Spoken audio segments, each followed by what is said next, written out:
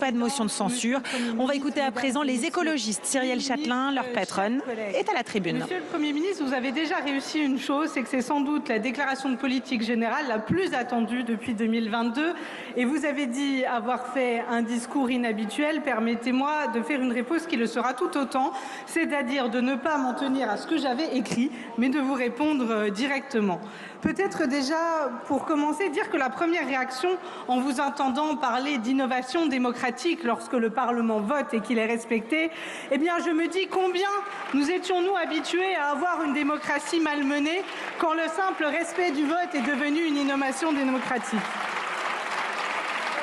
La seconde chose, nous avons toujours eu un échange que vous avez souhaité être sur le contenu des politiques publiques et donc c'est par cela que je commencerai. Vous avez fait le choix, et je le comprends, de ne pas embraser tous les sujets. Mais l'écologiste que je suis ne peut être qu'inquiète de ne pas avoir vu la question environnementale, la question de la biodiversité au cœur des priorités.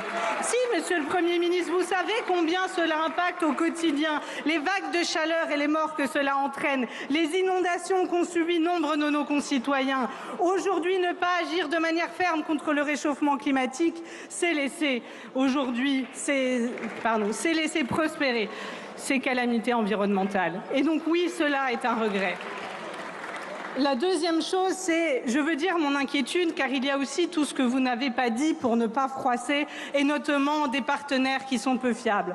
Quand j'entends Laurent Wauquiez à cette tribune utiliser des mots extrêmement durs et inacceptables sur les questions d'immigration, je me dis à la fin, où est-ce qu'ils vont vous mener, Monsieur le Premier ministre? Est-ce que, comme vos prédécesseurs, vous céderez sur les questions d'immigration à vos partenaires des Républicains? Oui, il y a une inquiétude profonde quand on voit l'extrême droite monter dans notre pays, que d'imaginer un gouvernement qui est en partenariat avec un parti dont le chef de ce parti dit la différence entre la droite et l'extrême droite, c'est la même chose qu'entre la pensée et l'arrière-pensée. Monsieur le Premier ministre, allez-vous laisser entraîner sur ces questions d'état de droit par vos partenaires?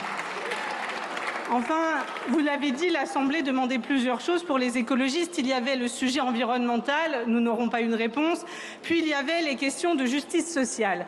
Tout d'abord, je vais commencer par la question des retraites, celle qui était tant attendue, Monsieur le Premier ministre. Il faut quand même rappeler ce dont nous parlons. Nous parlons d'une réforme qui a été imposée par 49.3, que Michel Barnier, alors Premier ministre, a maintenu coûte que coûte, que vos collègues aujourd'hui, vos soutiens, ont refusé d'abroger par leur obstruction parlementaire. Il s'est aussi servi d'alibi à maintenir François Bayrou et son conclave, et finalement c'est aujourd'hui un élément de marchandage pour maintenir votre gouvernement. La réforme des retraites est une faute originelle. Elle devient aujourd'hui, j'avoue avec étonnement, l'assurance vie des macronistes.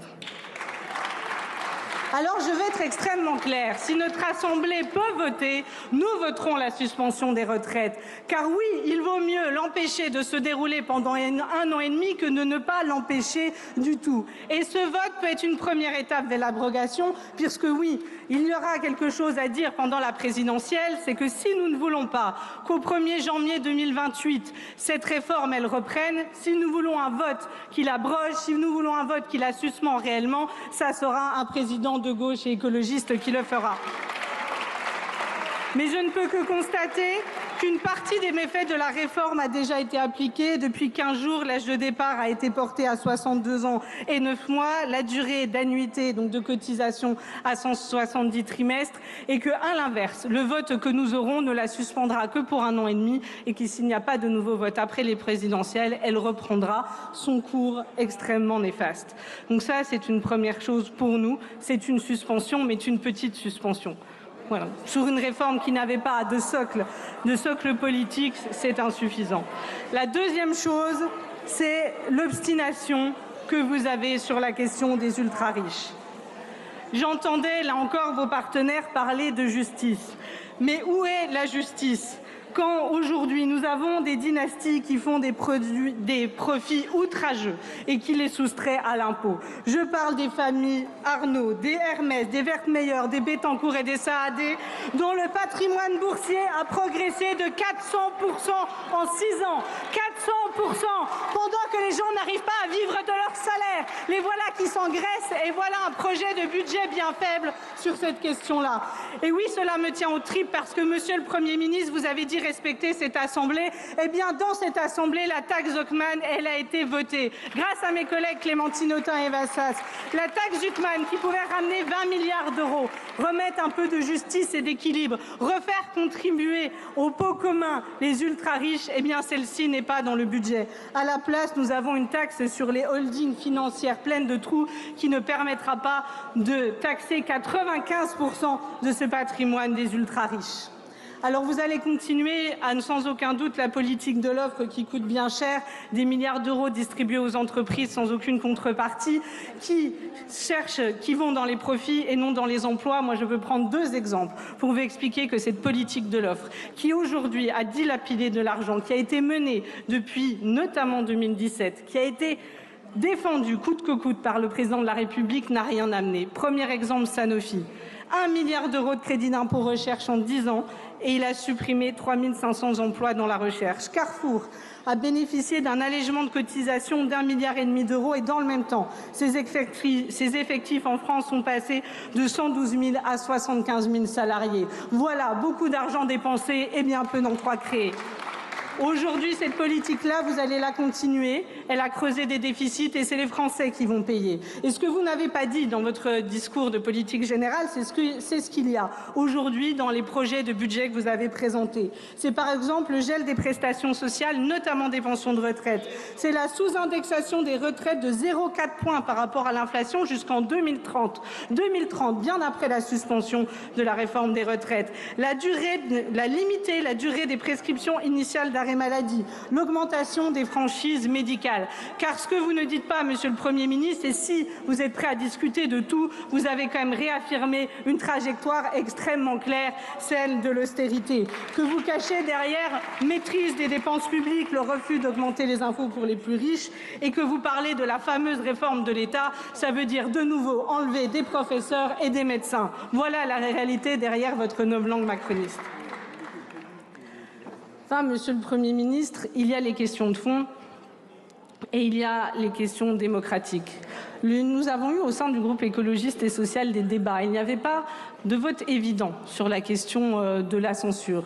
Vous l'avez vu, nous sommes profondément opposés aux orientations de votre gouvernement. Mais comme vous l'avez dit, nous devons dans une assemblée savoir travailler ensemble tout en étant opposés. Et pourtant, le groupe écologiste et social ira à la censure. Oui, parce que nous sommes opposés à votre politique, mais tout particulièrement parce que nous refusons d'assister sans réagir à l'accaparement du pouvoir par Emmanuel Macron. Monsieur le Premier ministre, vous devez reconnaître aujourd'hui, regardez autour de vous, il est bien loin, le temps où il y avait 361 sièges occupés par des soutiens du président de la République. Aujourd'hui, vous avez finalement 2 groupes qui sont en soutien du président de la République et qui sont largement affaiblis en nombre de parlementaires. Vous avez le groupe Horizon qui est certes dans votre majorité mais demande une présidentielle anticipée et donc le départ d'un président détesté. Et vous avez enfin les Républicains qui vous ont forcé par un tweet de leur chef à démissionner, mais vraiment pouvez-vous compter dessus? Vous avez un socle parlementaire fragile, en décomposition, affaibli et minoritaire. En d'autres termes, vous avez réussi une seule chose, c'est sans doute de nommer à votre gouvernement des visages jusqu'alors inconnus, laissant l'espoir que, comme vous l'avez dit, il serait détaché des partis. Mais finalement, ce n'est pas un gouvernement détaché des partis que vous avez constitué, mais un gouvernement subordonné à Emmanuel Macron. Parce que voilà, derrière la façade, ce sont les ex-conseillers présidentiels, des fidèles de Jean-Michel Blanquer, un ancien secrétaire d'État auprès de Christophe Castaner et de nombreux fidèles du président de la République qui constituent votre gouvernement.